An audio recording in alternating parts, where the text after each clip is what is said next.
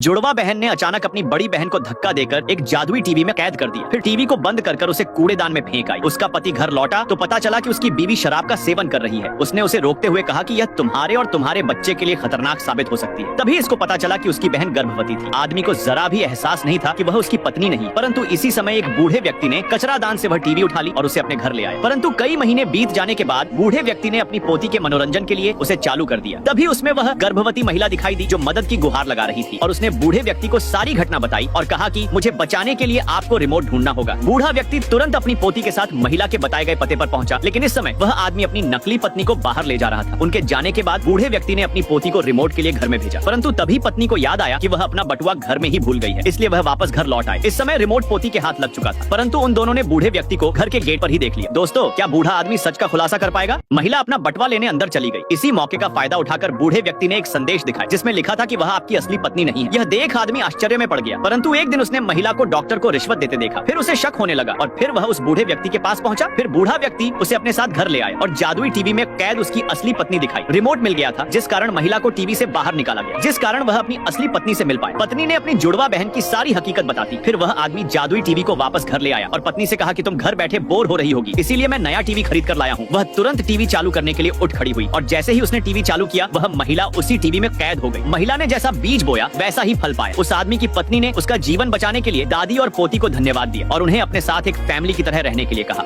इस जलपरी को गलती से एक बूढ़े आदमी ने पकड़ लिया। हालांकि जलपरी ने बूढ़े आदमी से विनती की कि वो उसे जाने दे, परंतु बूढ़ा आदमी उसे अपने घर ले आया और उसे एक मछली के टैंक में कैद कर दिया। बूढ़े आदमी को पता था कि जलपरी के नहाने का पानी पीने से वो एक जवान लड़का बन सकता है, लेकिन उसने जैसे ही गिलास का पानी पिया तो वो सच में एक खूबसूरत और नौजवान लड़का बन गया। इसके बाद उसने जवान महिलाओं से संबंध बनाए और जवान होने के कारण वह हर दिन जवान महिलाओं के साथ रोमांस करने लगा। परंतु उस पानी का असर सिर्फ एक दिन तक रहता, इसीलिए वह सुबह जल्दी उठकर वापस घर आ जाता था। परंतु एक दिन उसका बर्थडे था, तभी उसकी पत्नी उसे बर्थडे की बधाई देने आगे बढ़ी, परंतु बूढ़े आदमी ने बदतमीजी से केक को अपनी पत्नी के चेहरे पर फेंक दिया, क्योंकि बूढ़े आदमी ने अब जवान लड़कियों से संबंध बना लिए थे। लेकिन बूढ़ी पत्नी ने उसे अपनी ओर आकर्षित करने के लिए छोटे कपड़े पहनना शुरू कर दिए, जिससे बूढ़ा आदमी हैरान रह गया। परंतु अगले दिन बूढ़े आदमी ने बिना अपनी पति को बताए तलाक के पेपर पर उसका सिग्नेचर ले लिया और इसके बाद उसे जबरदस्ती पकड़कर घर से बाहर निकाल दिया। परंतु इस समय पत्नी को समझ नहीं आ रहा था कि मेरा पति अचानक मुझसे इतनी नफरत क्यों करने लगा। यह जानने के लिए वह एक कार के पास छुप गई, लेकिन कुछ समय बाद उस घर से एक नौजवान युवक बाहर निकला। दो लड़कों ने मस्ती करते हुए चर्च में मौजूद रस्सी को खींच दिया। अचानक चर्च की घंटी एक बार बजी। बाहर खड़ा लड़का तुरंत घबरा गया, क्योंकि चर्च की घंटी एक बार बजने का मतलब है कि चर्च के राजा की मृत्यु हो जाना, जिस कारण लोग बहुत परेशान हो गए। परंतु चर्च में मौजूद लड़कों को इसका बिल्कुल भी अंदेशा नहीं था कि बाहर क्या चल रहा है। लेकिन मस्ती करते समय मोमबत्ती के कारण लड़के की टोपी में आग लग जाती। तुरंत उसके मित्र ने उसे दर्पण में देखने को कहा। उसने जैसे ही दर्पण देखा तो तुरंत टोपी को चूल्हे में फेंक दिया। तभी चर्च से सफेद धुआं निकला, जिसका मतलब है कि एक नए राजा को चुन लिया गया है। तुरंत लड़के ने शोर मचाते हुए सभी लोगों को नए राजा चुने जाने की बधाइयां दी। न्यूज रिपोर्टर ने भी इस प्रतिक्रिया का अनुसरण किया। सभी लोगों को नए राजा को देखने की उत्सुकता प्रकट हुई। दूसरी तरफ लड़का दीवार के पर्दे में उलझ गया। तभी नीचे मौजूद उसी लड़के ने कहा कि वह देखो नया राजा, परंतु लड़का समझ नहीं पा रहा था कि इतने सारे लोग उसे इस तरह से क्यों देख रहे हैं। तभी उसकी नजर अपने पहनावे पर गई, जिस कारण उसे सारा माजरा समझ आ गया। परंतु लड़का भूल गया था कि चर्च का पादरी यानी राजा जिसका हुक्म इस चर्च में चलता था, वह अभी भी जीवित है। वह टेलीविजन पर न्यूज देखकर हैरान था कि मेरे होते हुए कोई राजा कैसे बन सकता है।